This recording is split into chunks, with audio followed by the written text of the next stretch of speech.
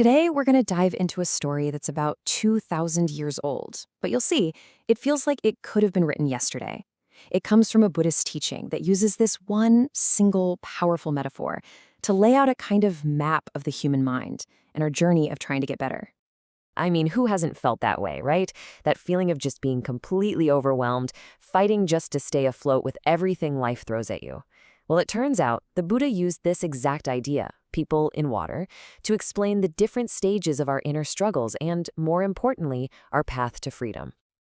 So, this ancient map, it doesn't start with a happy ending. It starts right where things are toughest, in the deep end. It jumps right into the reality of the struggle, into those depths where we can feel totally and completely lost. All right, so the very first person described in this story, they're in the most difficult position you can imagine. They aren't just treading water. They are completely submerged, can't even see the surface. And listen to the language here, completely wrapped and bound. Wow, that's intense. This isn't just about making a few mistakes. This is describing a state of being so tangled up in negative patterns that you literally can't see a way out. You could think of it as being on autopilot, except the autopilot is programmed for self-destruction. It's that deep, hopeless feeling of being stuck in a rut, where your bad habits and negative thoughts have just completely taken over the controls.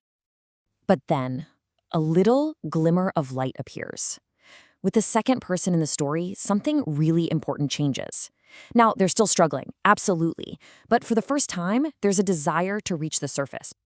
And this just perfectly captures one of the most frustrating parts of trying to change, doesn't it? You finally break through, you get a moment of clarity, you see the sun, and then bam, the old habits just pull you right back under.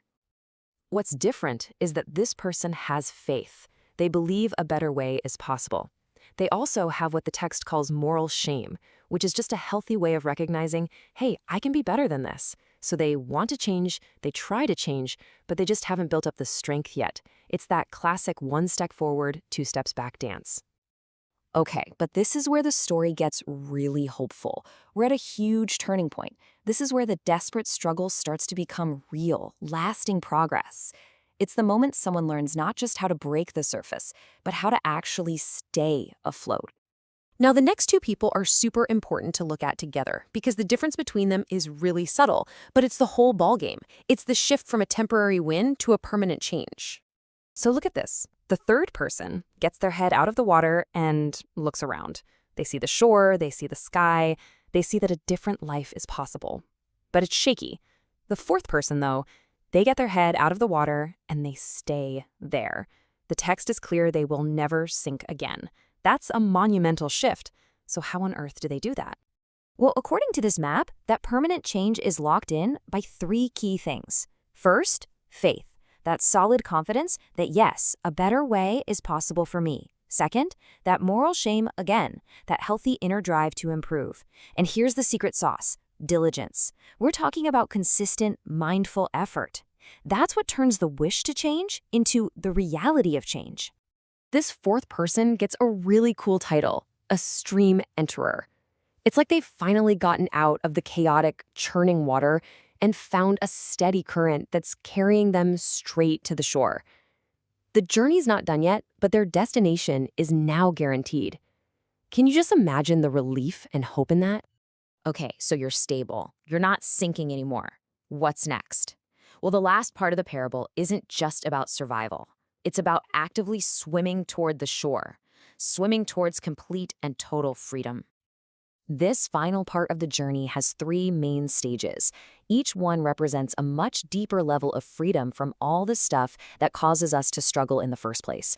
Let's quickly see what they mean. So the fifth person is called the once returner. They've basically weakened the biggest sources of trouble, things like greed, anger, and confusion, so much that their grip is fundamentally broken. They're not totally gone, but they've lost their power. Then we have the sixth person, the non-returner. And this is huge. This is someone who has cut the very last ties that bind them to that world of struggle. They will not get pulled back into that cycle, ever. It's a state of profound peace. And that brings us to the end of the line, the seventh and final person in our story. The one who doesn't just stay afloat, doesn't just swim, but actually makes it to the destination. The Arhat, they've crossed the water. They are standing on the other shore. The journey is complete. And I just love this line from the original text, "What had to be done is done." It just speaks to this incredible sense of completion, of wholeness, of being totally free from the whole cycle. So, that's the ancient map. What does it all mean for us, right here, right now? Well, the story doesn't leave us hanging. It actually ends with some very direct advice. It's a timeless, straightforward call to action. The text isn't just telling us a nice story, it's practically begging us to get involved in our own journey. And it brings us right back to that key ingredient we saw earlier: diligence. Consistent, honest effort. In the end, it really doesn't matter if you see this as a spiritual path or a brilliant psychological one. The map works either way. It tells us it's okay to feel stuck. It totally gets that frustrating feeling of trying and failing. And most importantly, it gives us a clear, hopeful path forward, from drowning to floating, from floating to swimming, and from swimming to finally reaching the shore. So I guess I'll just leave you with this one question to think about. Looking at this map of 7 people in the water, from the person who's totally sunk to the one standing on the shore, where do you see yourself right now? Just pondering that, well, that might be the very first step towards starting to swim. Thanks for joining me on this one.